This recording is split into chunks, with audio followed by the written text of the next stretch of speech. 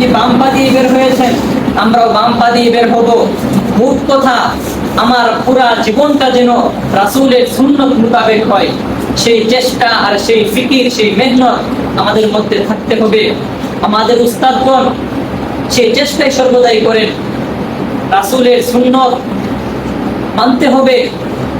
আল্লাহ তাআলা কোরআনে কারীমের মধ্যে ইরশাদ করেছেন, قل إن كنتم تحبون الله فاتبعوني يحببكم الله ويغفر لكم ذنوبكم والله غفور رحيم। আমরা সকলেই তো আল্লাহকে ভালোবাসি, নবীজিকে ভালোবাসি। আল্লাহকে কিভাবে ভালোবাসবো? আল্লাহ তাআলা বলতেছেন, হে নবী, আপনি আপনার উম্মতকে বলে দিন যে তোমরা যদি আল্লাহ তাআলাকে ভালোবাসতে চাও, আল্লাহ তাআলাকে মহব্বত করতে চাও, ফাত্তাবিউনি, তাহলে তোমরা আমাকে অনুসরণ করো, অর্থাৎ আমার সুন্নতের অনুসরণ করো, আমার সুন্নত অনুযায়ী চলো। তাহলে আল্লাহ তাআলা কি পুরস্কার দিবেন? নবীজির সুন্নত অনুযায়ী যদি আমরা চলি, জীবনের প্রত্যেকটা কাজ যদি আমরা নবীজির সুন্নত মোতাবেক করি, আমাদেরকে আল্লাহ পাক রব্বুল আলামিন দুইটা পুরস্কার দান করবেন। এক নম্বর পুরস্কার, আল্লাহ তাআলা আমাদেরকে ভালোবাসবেন। দুই নম্বর পুরস্কার, ওয়ায়াগফির লাকুম যুনুবাকুম, আল্লাহ তাআলা আমাদের গুনাহসমূহকে maaf করে দিবেন। সুবহানাল্লাহ। এজন্য আমরা সর্বদাই সুন্নত অনুযায়ী চলবো। কোরআন যে নির্দেশ আমাদেরকে দেয়, সেই নির্দেশ অনুযায়ী আমরা চলবো। কোরআন যদি মানুষের ভিতরে না থাকে, তাহলে সেই মানুষের দৃষ্টান্ত কেমন? সেই মানুষের দৃষ্টান্ত যদি গিয়ে আল্লাহর নবী বিশ্ব নবী রাহমাতুল লিল আলামিন, যিনি গোটা দুনিয়ার মানুষের জন্য, মানুষ জিন সকল মাখলুকের জন্য যিনি রহমত স্বরূপ প্রেরিত হয়েছেন, যিনি সুপারিশ না করলে কিয়ামতের দিন বিচার কার্য শুরু হবে না।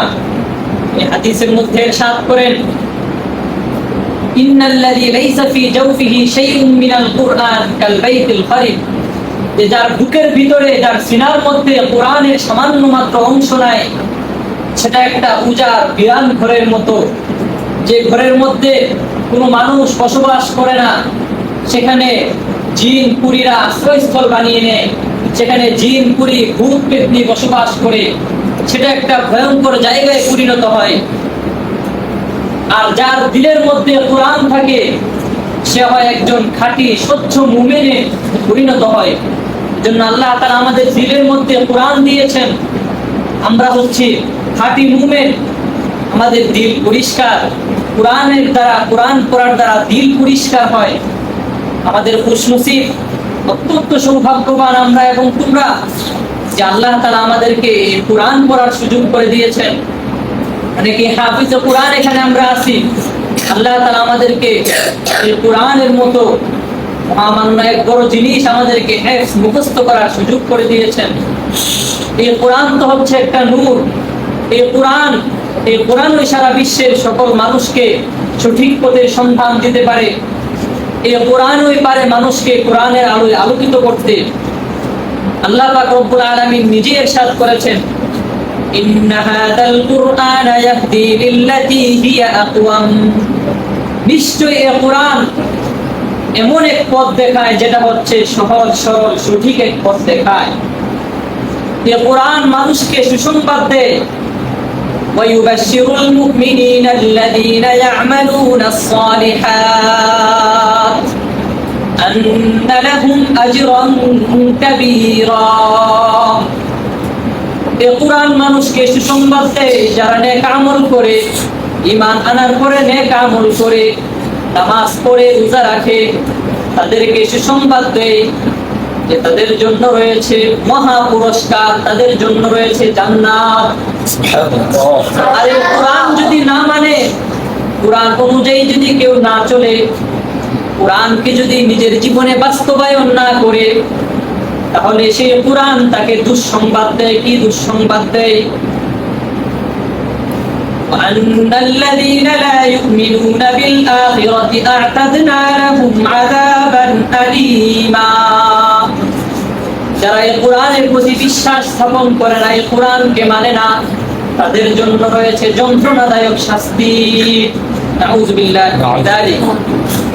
এজন্য এই কোরআন আমাদেরকে পড়তে হবে। কোরআন নূর স্বরূপ আল্লাহ তাআলার পক্ষ থেকে আমাদের কাছে এসেছে।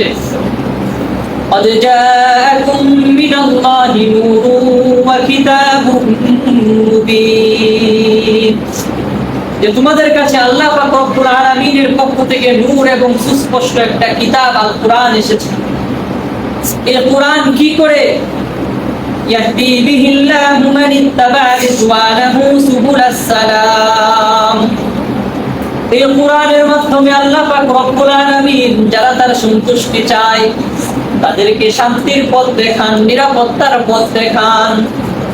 ويخرجهم من الظلمات إلى النور। এবং তাদেরকে আল্লাহ পাক রব্বুল আলামিন স্বীয় নির্দেশে অন্ধকার থেকে আলোর দিকে নিয়ে যান। ويهديهم إلى صراط مستقيم। এবং আল্লাহ পাক রব্বুল আলামিন যারা কোরআন পড়ে কোরআন অনুযায়ী চলে তাদেরকে সরল সঠিক পথ দেখান। এই সরল সঠিক পথ আমরা আল্লাহ তাআলার কাছে নামাজের মধ্যে কামনা করি।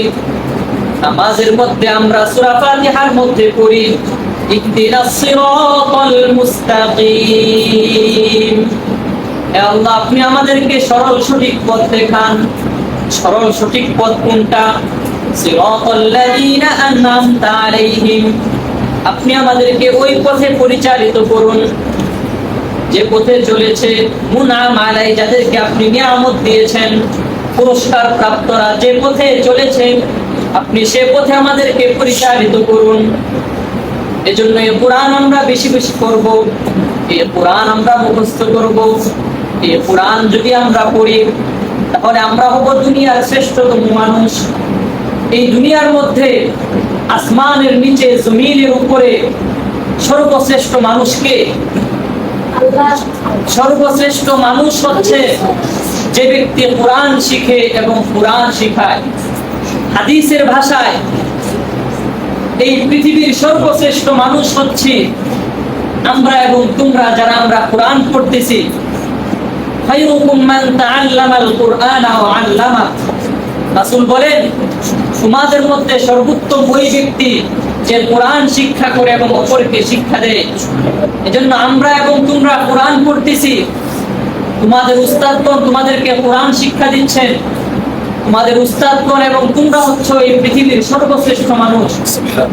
এই পৃথিবীতে দুনিয়াতে অনেকে অনেক টাইটেলের কারণে সে সর্বশ্রেষ্ঠ হতে পারে। দুনিয়াতে দুনিয়াবি হাইসিয়তে সে দুনিয়ার মানুষের কাছে সর্বশ্রেষ্ঠ হতে পারে, কিন্তু আল্লাহ পাক রব্বুল আলামিনের কাছে সর্বশ্রেষ্ঠ মানুষ হলো যারা কোরআন পড়ে এবং কোরআন পড়ায়।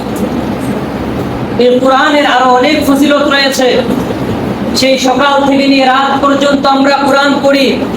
আমাদের উস্তাদগণ হুজুরগণ আমাদেরকে কোরআন পড়ান। কোরআন যে পড়ি এটাকে এমনি পড়ি আমরা, এর সওয়াব আছে না নাই? আছে, অনেক অনেক সওয়াব। সারাদিন কোরআন পড়ি, সবক মুখস্থ করি, সবক শোনাই, ছাত্র ভাইকে শোনাই, আবার উস্তাদের কাছে শোনাই, সাত সবক করি, আমুক্তা করি, পিছনের পড়া করি, সাপ্তাহিক সবিনা করি। এর মধ্যে কত কত সওয়াব আমরা অর্জন করতেছি। অনেকে নাবালেগ, এই সওয়াব আমাদের আমলনামায় জমা হইতেছে।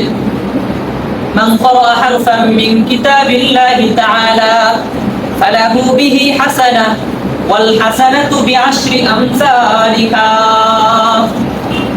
সরকারে দু আলম জনাব মুহাম্মদুর রাসূলুল্লাহ সাল্লাল্লাহু আলাইহি ওয়াসাল্লাম ইরশাদ করেন, যে ব্যক্তি কোরআনের একটা মাত্র হরফ পাঠ করে আল্লাহ পাক রব্বুল আলামিন সেই একটা মাত্র হরফের বিনিময়ে তাকে একটা নেকি দান করেন। আর সেই একটা নেকিকে আল্লাহ পাক রব্বুল আলামিন স্বীয় দয়ায় 10টা নেকিতে রূপান্তরিত করে। এভাবে হিসাব করলে দেখা যাবে আমরা দিনে কত কত হরফ পাঠ করতেছি আর কত কত নেকি আমরা অর্জন করতেছি, আমরা নিজেও জানি না। এই কোরআন তেলাওয়াতের মাধ্যমে আমরা আল্লাহ তাআলার কাছে প্রিয় মানুষ হয়ে যাইতেছি। এই কোরআন তেলাওয়াতের মাধ্যমে আমরা পৃথিবীর সর্বশ্রেষ্ঠ মানুষ হয়ে গেছি। এই পথ যারা কোরআন পড়ে তাদেরকে ছোট চোখে দেখার কিছু নেই।